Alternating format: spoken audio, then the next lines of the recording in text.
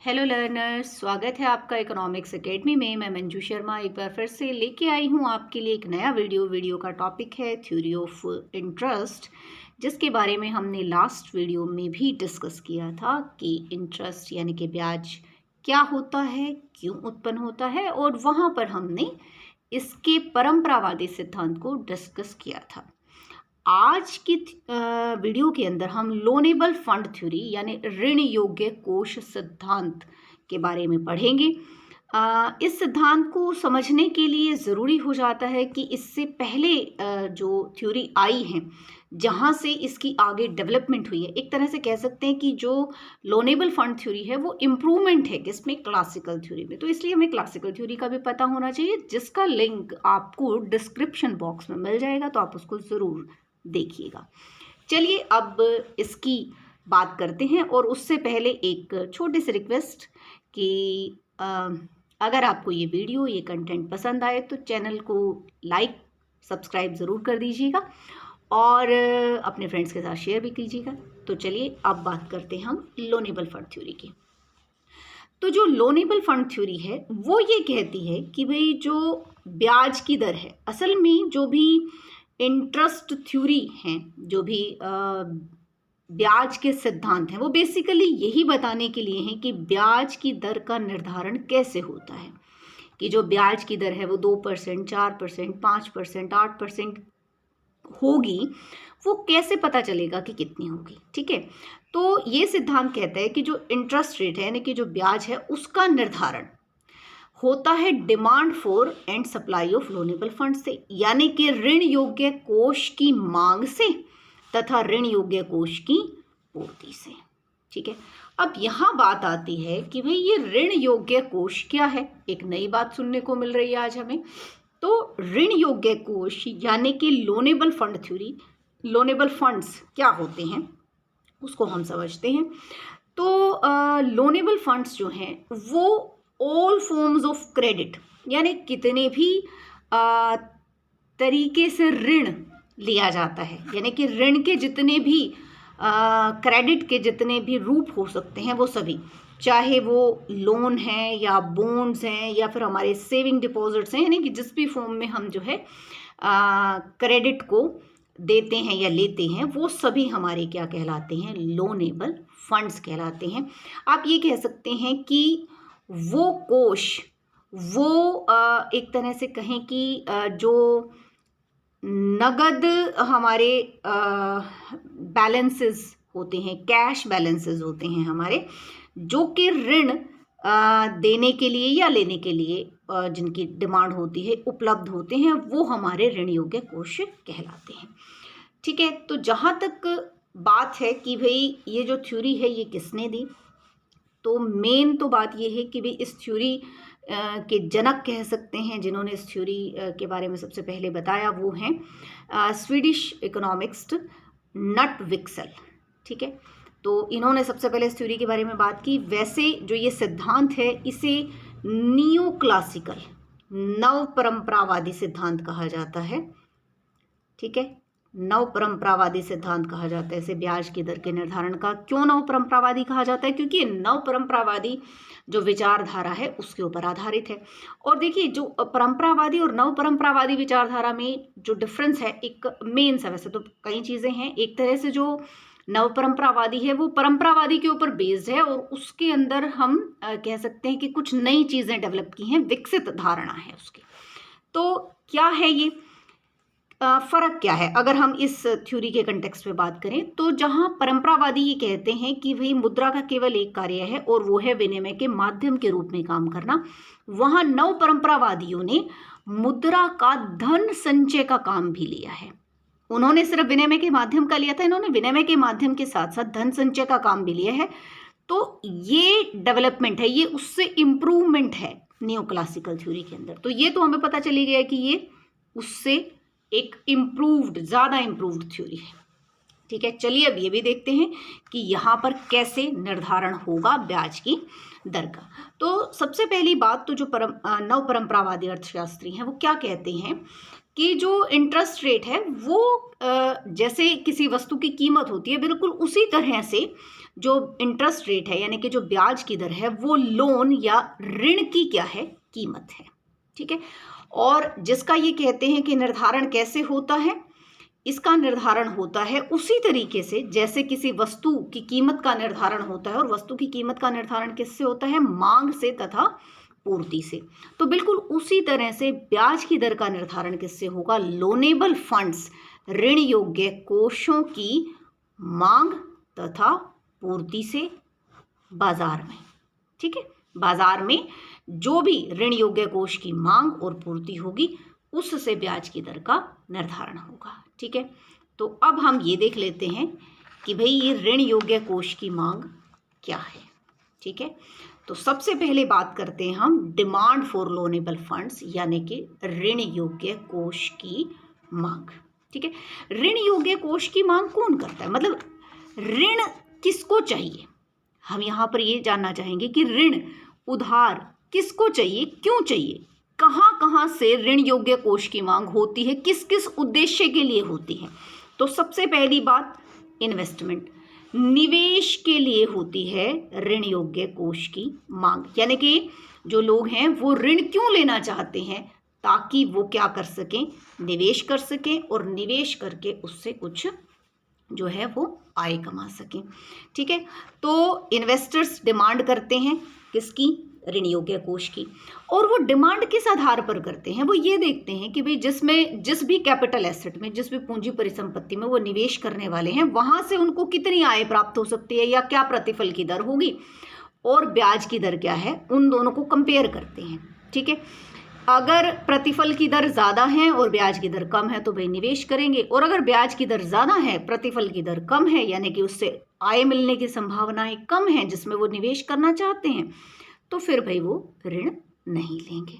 ठीक है, तो इसका मतलब ये हो गया कि जो निवेश है वो किसके ऊपर निर्भर करता है वो ब्याज की दर पर निर्भर करता है। ठीक है, तो और ये कैसा है रिलेशन, अगर ब्याज की दर ज़्यादा है यानी कि अगर ऋण महंगा मिल रहा है, ठीक है, तो जो निवेश की मात्रा है वो क्या रहेगी, कम, लोग कम मांग करेंगे निवेश के लिए ऋण की। ये तो सीधी सी बात है। ठीक है ना, अगर एक व्यक्ति को मान लीजिए घर बनाना है तो घर बनाना भी एक निवेश ही है। ठीक है, तो और अगर ऋण महंगा हो तो वो क्या करेगा, कम ऋण लेगा भाई, कम से काम चला लेगा, छोटा बना लेगा, 2 कमरे बना लेगा, 1 बना लेगा। तो क्या होगा कि अगर ब्याज की दर ज़्यादा है तो निवेश कम होगा, और अगर ब्याज सस्ता हो जाए यानी कि ऋण सस्ता हो जाए, ब्याज की दर कम हो जाए तो निवेश ज़्यादा किया जाएगा। तो सीधी सी बात है, समझ में आ गया हमें कैसा संबंध है, ऋणात्मक संबंध है। और इस संबंध को हम डायग्राम से कैसे दिखा सकते हैं, एक्स एक्सिस पर हमने लिए लोनेबल फंड्स जिसमें कि हम इन्वेस्टमेंट को शो कर रहे हैं, और वाई एक्सिस पर हमने लिया रेट ऑफ इंटरेस्ट, ब्याज की दर को। और कैसा संबंध है, विपरीत, यानी अगर ब्याज की दर ज़्यादा तो इन्वेस्टमेंट कम, और अगर ब्याज की दर कम हो जाएगी तो इन्वेस्टमेंट क्या हो जाएगी, ज़्यादा हो जाएगी। ठीक है, तो इन्वर्स रिलेशन आ गया। चलिए अब चलते हैं, दूसरा क्या उद्देश्य है जिसके लिए जो है कि ऋण लिया जाता है, यानी कि ऋण योग्य कोष की मांग की जाती है। ठीक है, तो वो कौन सा उद्देश्य है, वो है होर्डिंग। ठीक है, ये लर्नर्स आपने एक नया नाम सुना होगा आज शायद पहली बार, कि होर्डिंग्स जमा, धन संचय या धन जमा या धन संचय। ठीक है, इसका क्या मतलब होता है, देखिए ये बचत से अलग चीज़ है। ठीक है, बचत तो क्या होती है कि जैसे हमारे पास अगर आय ज़्यादा है, हमने खर्च उतना नहीं किया तो हमने कुछ धन बचा लिया, तो हमारी बचत है नॉर्मली। ठीक है, अब उस बचत का हम कहाँ पर प्रयोग करते हैं, क्या प्रयोग करते हैं, ये बात की बात है। ठीक है, अब उस बचत में से हमने जो भी बचाया उसमें से अगर हम कुछ जो पैसा है उसको क्या कर देते हैं, उसको एक तरह से तिजोरी में बंद करके रख दिया। ठीक है, मतलब निष्क्रिय नकद शेष, आइडियल कैश बैलेंसेस, ऐसी बचतें जो निष्क्रिय हो जाती हैं, जिनका प्रयोग ही नहीं किया जाता, जिसको ताला मार के रख दिया। जैसे जब नोटबंदी हुई ना, तो क्या हुआ था, उस टाइम पे लोगों के घरों से, खास तौर पर महिलाओं के पास से क्या मिले थे? बहुत बड़ी मात्रा में जो 500 के 1000 के नोट थे। वो कैसी बचतें थी? वो निष्क्रिय बचतें थी, वो जमा थी, जिनका प्रयोग वो केवल तब करते थे जब उन्हें लगता था कि भाई अब इसको प्रयोग करने से कुछ फायदा हो सकता है। केवल तब ही उन पैसों को निकाला जाता था, ठीक है। या फिर वो कब निकले कि जब नोटबंदी हो गई, यानी डिमोनेटाइजेशन हो गया और उसके बाद वो नोट किसी काम के नहीं रहने वाले थे, ठीक है। तो इस तरह की जो जमा होती हैं, जो सर्कुलेशन से बाहर निकल गई, जो एक्टिव नहीं है, जिनको ताला मार करके हमने तिजोरी में बंद करके रख दिया है, वो क्या कहलाती हैं? होर्डिंग, ठीक है। अब इसका क्या रोल है? होर्डिंग क्यों करते हैं लोग? देखिए, कुछ लोगों को की जो इच्छा होती है वो अपने पास ज़्यादा नगद रखने की होती है, ठीक है। वो अपने पास, उनको खुशी मिलती है कि मेरे पास इतने पैसे हैं। बैंक में कितने हैं वो एक अलग बात है, लेकिन उसके पास हाथ में कितने नगद में हैं, उनसे उसको खुशी मिलती है। जैसे आपने देखा होगा, कुछ लोग अपने पर्स में ज़्यादा कैश रखते हैं, कुछ लोग कम रखते हैं, ठीक है। तो ये उस तरह की है। तो कितनी लिक्विडिटी कोई अपने पास रखना चाहता है। अब इसके ऊपर भी किसका इफेक्ट पड़ता है? ब्याज की दर का। अगर ब्याज की दर ज़्यादा है, जैसे मान लीजिए अगर आपकी घर में कोई महिला है, महिला हो पुरुष हो कोई भी हो सकता है, उसने अपने पास क्या रख रखे हैं? कुछ जो पैसे हैं वो इसी तरीके से धन संचय करके होल्ड करके रख रखे हैं कुछ पैसे। अगर कोई बंदा उसके पास जाए कि जी मुझे आप ऋण दे दीजिए, ठीक है, तो कहे नहीं नहीं है नहीं मेरे पास तो। लेकिन अगर वो क्या करे, ज़्यादा रेट ऑफ इंटरेस्ट ऑफर करे कि भाई मैं आपको इतना ब्याज दे दूंगा इसके ऊपर, तो वो क्या सोचेगा, चलो ठीक है, ऐसे ही पड़ा हुआ है बेकार में, उसको क्या कर लेते हैं, निकाल लेते हैं, कुछ पैसे मिल जाएंगे। यानी कि अगर ब्याज की दर ज़्यादा है तो जो होल्डिंग है वो क्या होगी? कम। लोग अपने पास उनको बेकार में रखने की बजाय क्या करेंगे? उसको ऋण दे देंगे, ठीक है। तो होल्डिंग क्या हो जाएगी? कम हो जाएगी। और अगर ब्याज की दर कम है तो होल्डिंग क्या होगी? ज़्यादा, ठीक है। तो अगर ब्याज की दर कम है तो लोग क्या करेंगे? कोई फ़ायदा नहीं है ऋण देने का, अपने पास जमा करके रख लेते हैं, कभी जब फ़ायदा होने लगेगा, जब ब्याज की दरें बढ़ेंगी तब हम दे देंगे। तो इसका मतलब क्या हुआ कि जो होल्डिंग है उसका ब्याज की दर के साथ कैसा संबंध है? विपरीत संबंध है। ब्याज की दर ज़्यादा तो होल्डिंग क्या की जाएगी? कम, ठीक है। लोग ऋण दे देंगे, फिर होल्ड करके थोड़ा रखेंगे। और अगर ब्याज की दर कम है तो जो होल्डिंग है वो क्या होगी? ज़्यादा होगी। तो इसको भी हम इस तरीके से डायग्राम से दिखा सकते हैं, ठीक है, जिसमें हमने वही लोनेबल फंड्स को एक्स एक्सिस पर लिया है, यहाँ रेट ऑफ इंटरेस्ट को लिया है, और ये रिलेशन कैसा आ गया? इनवर्स आ गया, ठीक है। नेक्स्ट जो तीसरा जो उद्देश्य है वो क्या है? मतलब जिसके लिए लोनेबल फंड्स की मांग की जाती है, ठीक है, वो है डिस सेविंग, अबचत, ठीक है। अब ये सेविंग तो हमने सुना है, डिस सेविंग क्या होती है? डिस सेविंग क्या है? बचत का उल्टा, सीधी सी बात है। अबचत यानी कि बचत का अपोजिट। इसका मतलब क्या हुआ? इसका मतलब है कि people want to spend more than their current income. अगर हम अपनी आय से कम खर्च करते हैं तो हम बचा रहे हैं, वो बचत हो गई। और अगर हम अपनी जितनी हमारी आय है, ठीक है, जितना हमें मिल रहा है, जितना हम करंट में कमा रहे हैं, उससे ज़्यादा खर्च करना चाहते हैं, तो वो जो चीज़ है वो क्या कहलाती है? डिस सेविंग, ठीक है। अब वो जो ज़्यादा खर्च करना है उसके लिए हमें क्या चाहिए होगा? ऋण, है ना। जैसे एक व्यक्ति मान लीजिए कोई कार्य करता है, आपने बहुत बार देखा होगा इंडियन जो फैमिलीज़ हैं उनके अंदर क्या होता है कि घर बनाना है या मैरिजेस होती हैं, इनके अंदर बहुत ज़्यादा खर्च किया जाता है, अपनी जो करंट इनकम है उससे ज़्यादा किया जाता है। तो बाकी का जो खर्चा है वो कहाँ से आता है? वो ऋण से आता है, ठीक है। तो ये कहलाती है डिस सेविंग, ठीक है। तो अब डिस सेविंग भी किस चीज़ पर निर्भर करती है? ब्याज की दर पर निर्भर करती है, ठीक है। अगर ब्याज की दर ज़्यादा तो डिस सेविंग क्या की जाएगी? कम। मतलब लोग, अगर ब्याज महंगा ऋण मिलेगा, ब्याज क्या है? ऋण की कीमत, लोन का क्या है? वो प्राइस। अगर महंगा मिलेगा तो लोग क्या करेंगे? भाई जितनी आय है उसी में काम चला लो, ज़्यादा खर्चा नहीं करना, क्योंकि बहुत महंगा मिल रहा है ऋण, ठीक है। और अगर ऋण क्या है? सस्ता है, यानी कि अगर ब्याज की दर कम है तो डिस सेविंग क्या की जाएगी? ज़्यादा। तो लोग क्या करेंगे? ज़्यादा ऋण लेंगे, भाई सस्ता मिल रहा है, कोई बात नहीं, चुका देंगे, ठीक है। तो यहाँ भी रिलेशन कैसा हो गया? नेगेटिव हो गया, ऋणात्मक हो गया। अब इसको भी हम डायग्राम से कैसे दिखा सकते हैं, हमने एक्स एक्सेस पर लिए लोनेबल फंड्स, वाई एक्सेस पर ये, और ये आ गई हमारी डिस सेविंग, इनवर्स रिलेशन आ गया। ठीक है, ब्याज की दर ज़्यादा है, ठीक है, तो जो डिस सेविंग है ये कम है, और अगर ब्याज की दर कम है तो डिस सेविंग क्या हो जाएंगे, ज़्यादा हो जाएंगे। ठीक है, और किस वजह से जो है ये तो हो गए सारे के सारे जिनकी वजह से लोनेबल फंड्स की क्या की जाती है, डिमांड की जाती है। अब हम चलते हैं इसके दूसरे पक्ष पर, वो क्या है, सप्लाई ऑफ लोनेबल फंड्स। यानी कि अब ये तो हो गया कि भाई लोग ऋण योग्य कोषों की मांग क्यों करते हैं, होर्डिंग के लिए करते हैं, इन्वेस्टमेंट के लिए करते हैं, डिस सेविंग के लिए करते हैं। एक तरह से जो डिस सेविंग है इसको आप कंजप्शन भी कह सकते हो। ठीक है, क्योंकि ये जब हमारा कंजप्शन जो है अपनी इनकम से ज़्यादा होता है तो वही वाली जो चीज़ है वो है। ठीक है, अब दूसरा पार्ट क्या है, दूसरा पहलू क्या है इसका, वो है सप्लाई ऑफ लोनेबल फंड्स।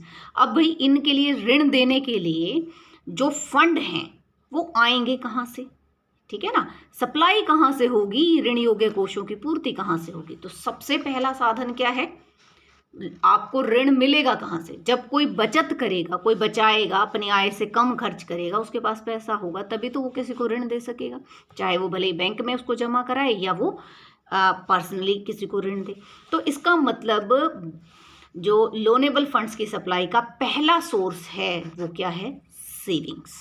ठीक है, और जो बचत है ये परंपरावादियों की तरह ही इन्होंने क्या ले रखा है कि ब्याज की दर का फलन है, और अगर ब्याज की दर ज़्यादा होगी, ठीक है ना, ज़्यादा ब्याज मिलेगा तो लोग ज़्यादा प्रोत्साहित होते हैं किसके लिए, बचत करने के लिए, कि भाई ज़्यादा बचत करते हैं ताकि ऋण दे करके ज़्यादा ब्याज कमा सके। ठीक है, और अगर ब्याज की दर कम है तो बचत भी क्या होगी, कम, यानी कैसा रिलेशन होगा, पॉजिटिव, धनात्मक।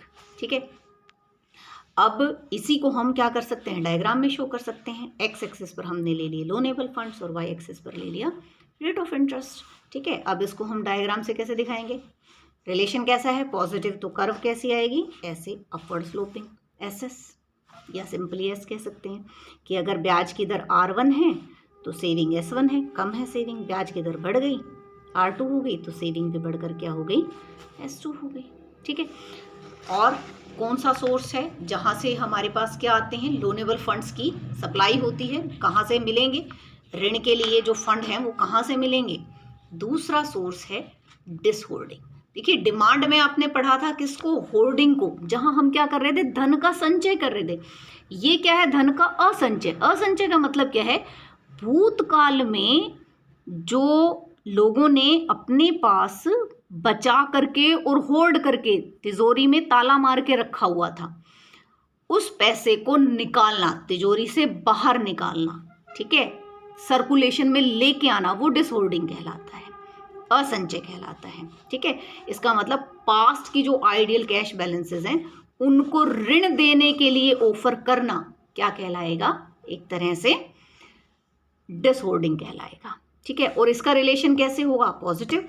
अगर ब्याज, देखिए कोई अपनी तिजोरी में से निकाल करके पैसे किसी को ऋण के लिए देगा, कब देगा, जब उसको ज़्यादा ब्याज मिलेगा, यानी ब्याज की दर ज़्यादा तो डिसहोल्डिंग, असंचय ज़्यादा, ब्याज की दर कम तो असंचय कम, तो यहाँ भी रिलेशन क्या हो गया, पॉजिटिव हो गया। ठीक है, इसको भी हम डायग्राम से दिखा सकते हैं, कैसे दिखाएंगे, ये आ गया जी डिसहोल्डिंग। ठीक है, ब्याज की दर कम है तो डिसहोल्डिंग जो है वो क्या है, कम है, और अगर ब्याज की दर बढ़ गई तो डिसहोल्डिंग भी क्या हो गई, बढ़ गई। ठीक है, और किस कारण से और कहाँ से हमें जो है लोनेबल फंड्स मिलेंगे, यानी उनकी पूर्ति होगी। तो जो तीसरा सोर्स है लोनेबल फंड्स की पूर्ति का स्रोत वो कौन सा है, डिसइन्वेस्टमेंट। अभी ये भी एक नई चीज़ आ गई, अनिवेश, निवेश का विपरीत, अपोजिट। ठीक है, देखिए निवेश करना क्या होता है, जब हम किसी कैपिटल को, पूंजी परिसंपत्ति को, पूंजीगत वस्तु को खरीदते हैं। ठीक है, जब उसको खरीदते हैं तो वो क्या कहलाता है, निवेश। ठीक, तो जो अनिवेश है या डिसइन्वेस्टमेंट है वो क्या है?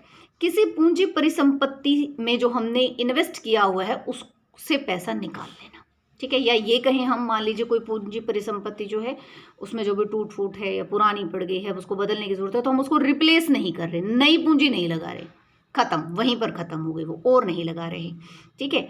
तो वहां पर लगाने की बजाय या वहां से उसको निकाल लिया जाए और उसको हम कहाँ दें? ऋण के लिए दे दें, ठीक है। यानी निवेश से निकाल करके पैसा किसके लिए दिया जाए? ऋण के लिए ऑफर किया जाए, लोन के लिए ऑफर किया जाए, ठीक।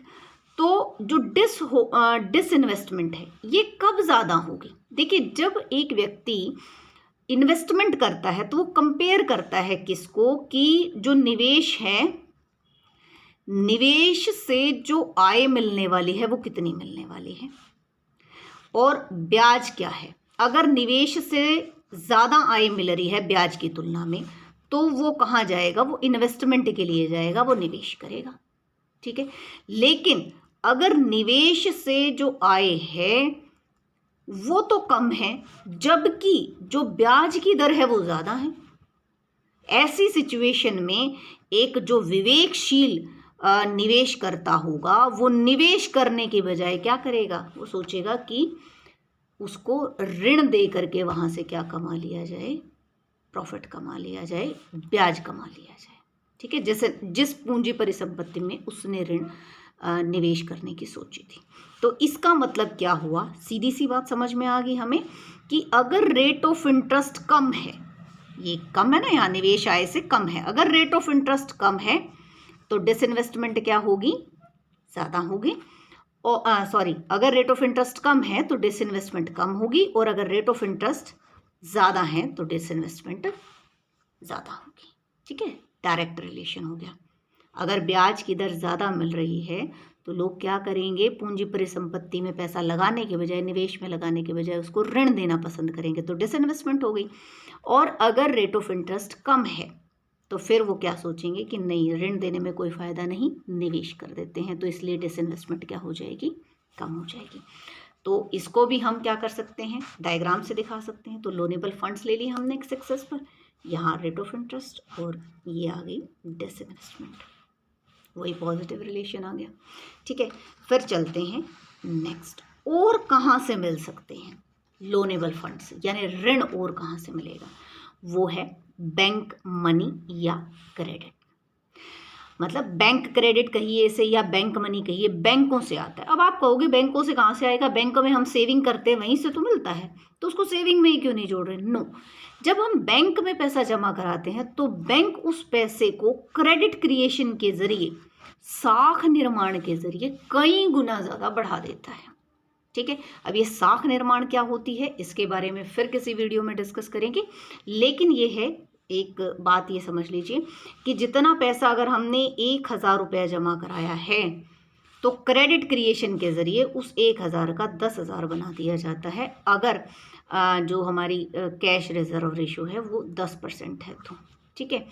तो इसका मतलब जो बैंक मनी है, जो क्रेडिट क्रिएशन है, वो भी एक बड़ा सोर्स है किसका? लोनेबल फंड्स का, ठीक है।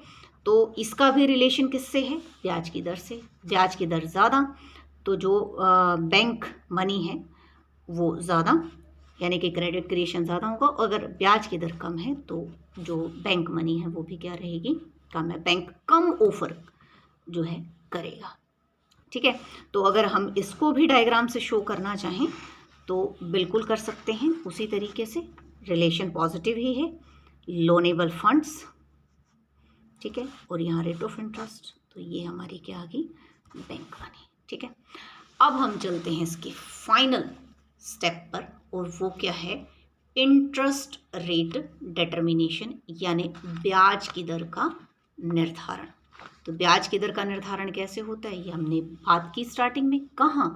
जहाँ मांग और पूर्ति बराबर है, जहाँ लोनेबल फंड्स की डिमांड और लोनेबल फंड्स की सप्लाई बराबर होगी, वहीं पर ब्याज की दर का निर्धारण हो जाएगा। तो अब हमने इसमें ये 2 डायग्राम बनाए हैं इस तरीके से, ये शो करने के लिए कि जो जो हमारी डिमांड्स थी डिमांड के जो अलग अलग कंपोनेंट्स थे या सप्लाई के जो अलग अलग कंपोनेंट्स थे उनको लेकर के।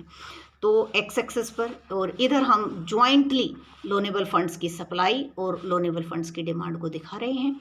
ठीक है, तो हमने यहाँ पर क्या लिया है, एक्स एक्सिस पर लिए हैं लोनेबल फंड्स।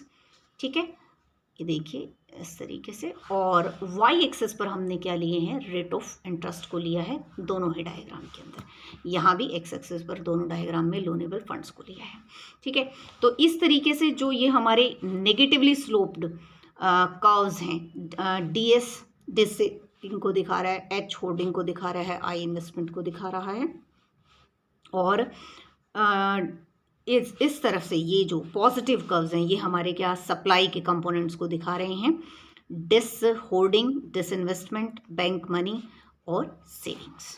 ठीक है, तो इन चारों को जोड़ देंगे तो चारों ही कैसे हैं, ये पॉजिटिवली स्लोप्ड हैं। तो हमारी जो सप्लाई ऑफ लोनेबल फंड्स है कर्व है वो कैसे आ जाएगी, इस तरीके से ऊपर की तरफ बढ़ती हुई पॉजिटिवली स्लोप कर्व आ जाएगी।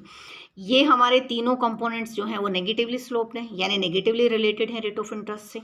तो इसलिए इन तीनों को जब हम जोड़ेंगे तो इस तरीके से हमारे पास क्या आ जाएगी, collectively jointly demand for loanable funds आ जाएगी। ठीक है, जहाँ पर ये दोनों मीट कर रहे हैं ई पर दोनों बराबर हैं, supply of loanable funds and demand of loanable funds, यानी कि ऋण योग्य कोषों की मांग तथा ऋण योग्य कोषों की पूर्ति दोनों बराबर हैं, वहीं पर ब्याज की दर का निर्धारण हो गया। तो ये ब्याज निर्धारित होगी। कितने फंड्स जो हैं डिमांड और सप्लाई किए जा रहे हैं, OM फंड्स। तो this is all for this theory. हाँ, एक और इम्पॉर्टेंट पॉइंट, इस थ्योरी को भी क्या कहा जाता है, अनिर्धारित सिद्धांत। ठीक है, नॉन डिटरमाइंड थ्योरी। ठीक है, अनिर्धारित सिद्धांत कहा जाता है इसको भी, ब्याज की दर का अनिर्धारित सिद्धांत कहा जाता है। क्यों कहा जाता है अनिर्धारित सिद्धांत, ये आप आने वाली वीडियोस देखते रहिए, उसमें आपको इसका आंसर ज़रूर मिलेगा। अब तक के लिए इतना है। Thank you so much, God bless you, अपना ध्यान रखिए, बाय एंड टेक केयर।